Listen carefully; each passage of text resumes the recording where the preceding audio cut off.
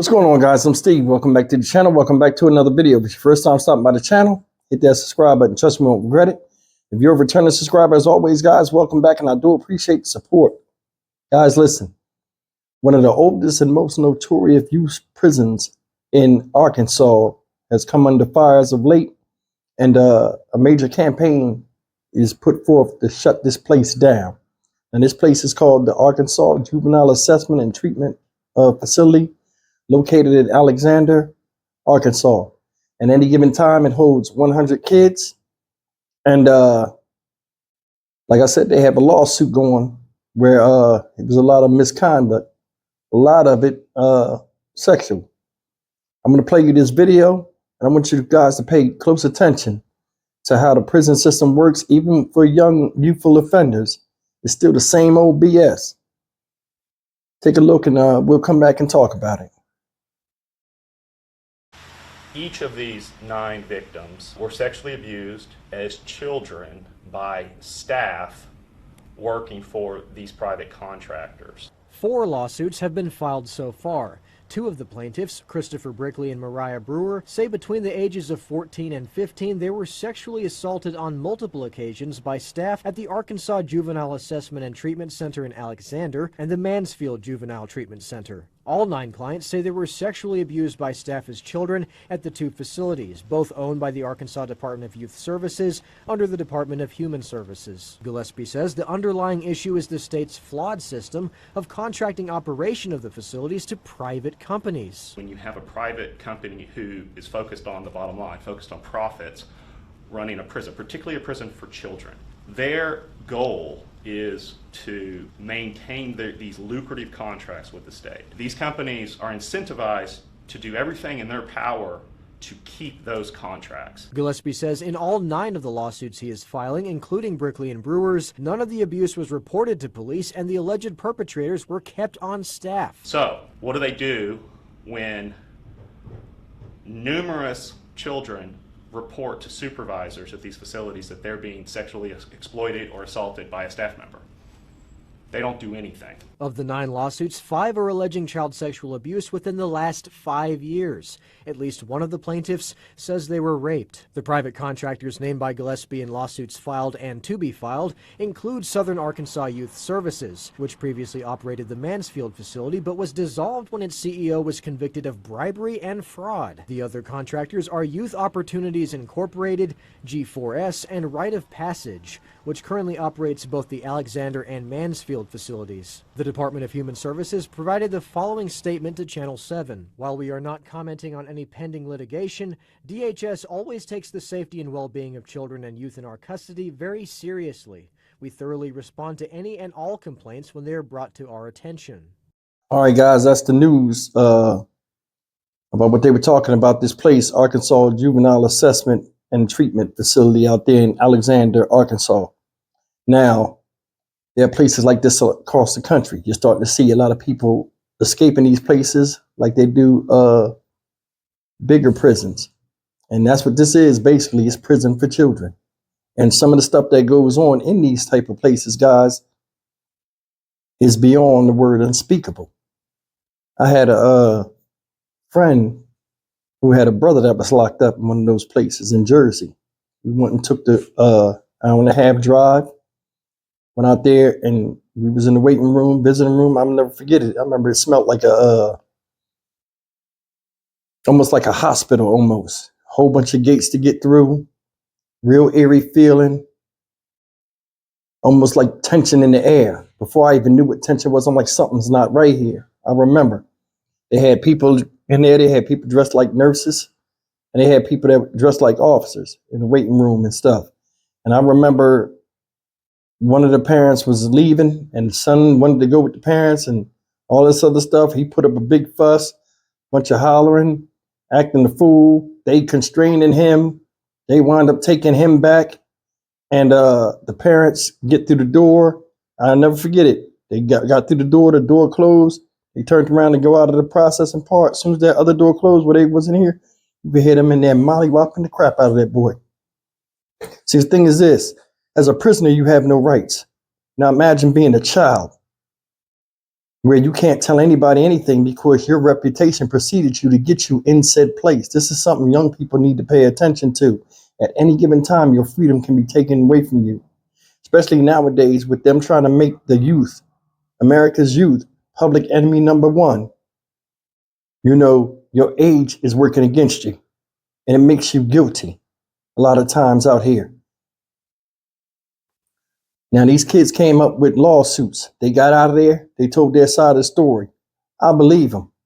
Now, a lot of people say, well, Steve, how can you believe something that you don't know anything about? This is the reason why. In prison, you see all types of stuff. But what you do see around any place where people have to babysit other grown-ups or just children, period, they're more concerned about this than this. A prison guard is not going to sacrifice his life to save you.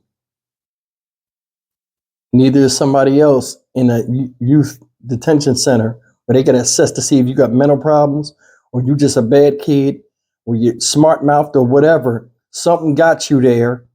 You know, these people are not trying to really find out what's going on with you. You're seeing what the lawyer said. Once you get in there, they make money off you. I told you guys that before. Like in grown up big boy prison, same thing. You can go in there for a ticket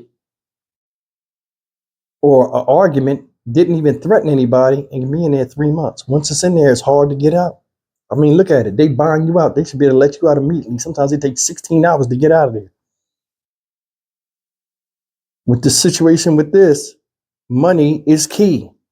As long as you're in there, the state is making money off of you, or there are investors that are investing in these type places that are making money off of you. They don't care how many people go through there. They said it was like 500 kids that went through there last year. They said, let me see if I can make this come up. I want to show this to you guys real quick. Let me see if I still got it up here. I might not. I was looking at this article on this place. Yeah, I don't have it up here. And it said, I think in 2018, the assaults went up 98% from staff on the children. Now, I'm gonna tell you something. If grown folks are beating up on you and they saying all of these type of allegations of sexual misconduct and stuff, you know that's going to happen. I've seen places, you know, reports of places like this where they had the kids fighting, and the officers have placed bet, had the kids out there fighting, killing each other. A lot of times they starve these kids, make them do things, you know, unsavory things for food, especially the girls. Give them special treatment, feed them a little bit of food, and just, you know, for some type of sexual favor. There's a lot of animals out there. Anytime you have people that are incarcerated and you have somebody else that's doing incarcerating, or those that are in position of power to make the incarceration a little bit smoother, they will exploit people. You see it all the time. A favor for a favor. Shouldn't be like that with kids. Now, am I saying every kid in there is a good kid? No. And a lot of times, most of those children that are in there put themselves in there. They're handleable, and they have to go somewhere. They're dangerous to themselves, and they're also dangerous to others. I can't fix that. Wish I could, but I can't. But there are places like this that exist, and some of them, you know, that have a reputation of being hard places. Like they said, this is one of the most notorious places because I guess this is where the baddest of the bad go. If that's the case, what you think the baddest of the bad staff would be right there. They've seen it all and done it all. They protect each other. They have a code of silence amongst themselves. People that was doing this stuff that they was accused of is still working there. That right there tell you. Then another thing is, a lot of people say, hey, well, you should have told somebody. Who are you going to tell when they all on the same team?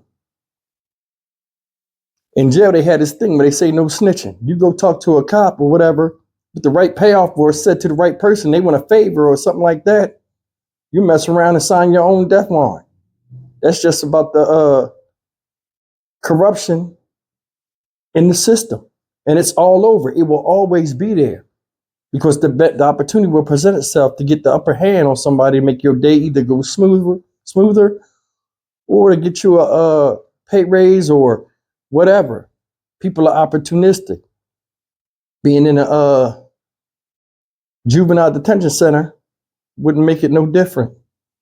That's why it's wise to stay out of jail. The biggest thing you can do is play yourself to where you get arrested. Because the amount of money that you needed to pay that parking ticket or to pay your child support or pay whatever, they make tenfold off of that. So while you sitting in there worrying about your freedom and wanting to get out, money clock just rolling. Money machine just printing. You're making a lot of people money that don't know you and don't care about you, whether you're an adult or a juvenile. So everybody want to be badasses. Who's better? You the one going out there like a crash test dummy and doing the work and doing stuff to put yourself in there, or the one that sits at home and counts money because you can't control yourself? Just something to think about. I'll never go back if I can help it. I'm Stock Market Steve for the Dynamic Reason channel. As always, like, comment, share, and subscribe. That's a way to look at it, man. Every time they put them cuffs on you, somebody getting paid. And they don't care about you or not. Like I said, it's hard to get, once you get it, it's easy to go in, but it's hard to get out. It's something to think about. I'll see you in the next video. Take care.